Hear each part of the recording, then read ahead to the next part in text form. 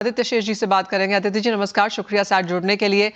पहले तो जिस तरह से इंटरनेशनल इवेंट्स हमने यहाँ पर बनते हुए देखे हैं, किस तरह का इम्पैक्ट आप यहाँ पर मार्केट्स में आता हुआ देखेंगे? एक तरफ यूएस ईरान की डील है जिसकी वजह से हमने यहाँ पर मार्केट्स में एक ईज आते हुए देखी है, दूसरी तरफ बहुत हॉकिश स्टेटमेंट्स यहाँ पर यूएस की तरफ से आती हुई नजर आई हैं। देखिए ये तो होना ही था क्योंकि अभी हर चीज का वेपनाइजेशन हो रहा है और हमें वेपनाइजेशन के जिंदगी में जीना हमें सीखना पड़ेगा जहां हर कोई वस्तु के ऊपर वेपनाइजेशन होगा। तो ये यूके का जो साथ हमारा एफटीए हुआ है बहुत ही अच्छा है। It gives us access to their markets better than before. और यूएस का जो रवैया होगा हमें फूक फूक के चाय पीनी पड़ेगी, हर समय सोचना पड़ेगा, ये उनका रवैया है। और मैं तो उनको दोष नहीं दूंगा, सब सब अपने अपने परिस्थिति के बंदी।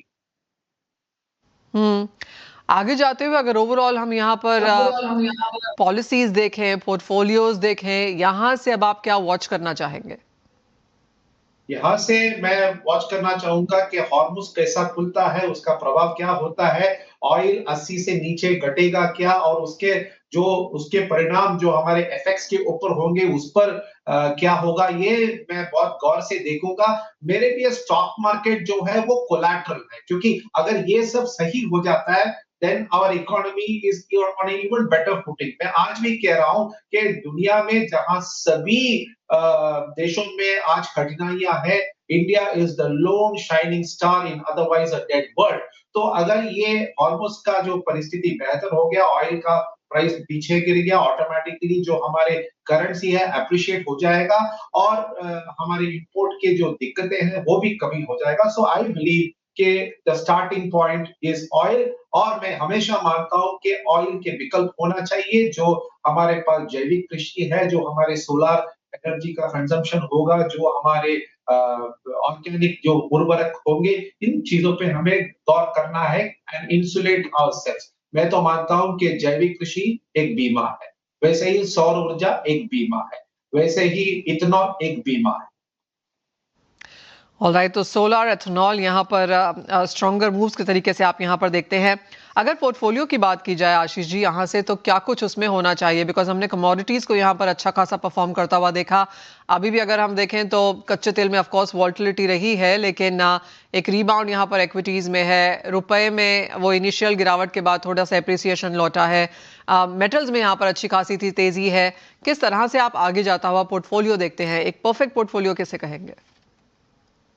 परफेक्ट पोर्टफोलियो लॉन्ग ओरिएंटेशन होना चाहिए। शॉर्ट में आप थोड़ा खेल सकते हो, लॉन्गिश टर्म ट्रेंड है, क्योंकि हमारी जो इकोनॉमी है, अर्थव्यवस्था जो है, वो लंबे दौर तक ये स्ट्रॉन्ग मार्केट, स्ट्रॉन्ग ग्राउंडिंग पे होगा। तो हम लॉन्ग ओनली पोर्टफोलियोज देखेंगे, वैल्यू ओरिएंटेड पोर्टफोलियोज देखेंगे, फंडामेंटली जो स्ट्रॉन्ग है उन पोर्टफोलियोज, उन स्क्रिप्ट्स को देखेंगे। और आपको खेलने के लिए, मजा के लिए और अल्फा के लिए आप यहाँ वहां कर सकते हो, पर जिनको conservative, defensive, long term strategy करना है, मैं आशा रखता हूं कि ये सब मल्टी बैगर हो जाए।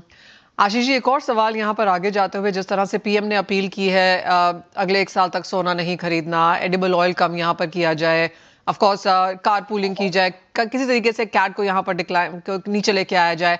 अब क्योंकि क्रूड में गिरावट आ चुकी है, अवेलेबिलिटी शायद कच्चे तेल की अच्छी होगी, सभी लोग यहाँ पर अब सरप्लस की बात कर रहे हैं इस साल में, और अगले साल तो ग्लट की बातें होने लगी हैं कि ईरान से, यूएई से, मिडल ईस्ट का तेल आएगा।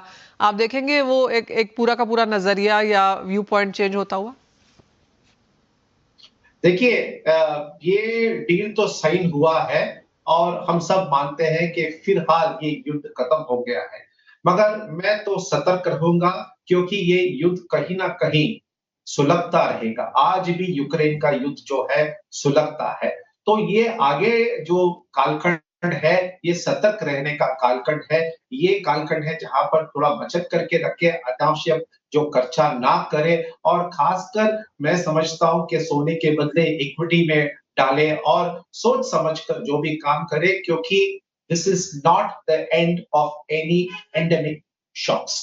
ये तो जारी रहेगा। हमें the only thing uncertain, the thing uncertain is about uncertainty. तो ये तो जारी रहेगा, हमें इससे सीख लेनी चाहिए और आगे चलते रहना चाहिए। Point taken.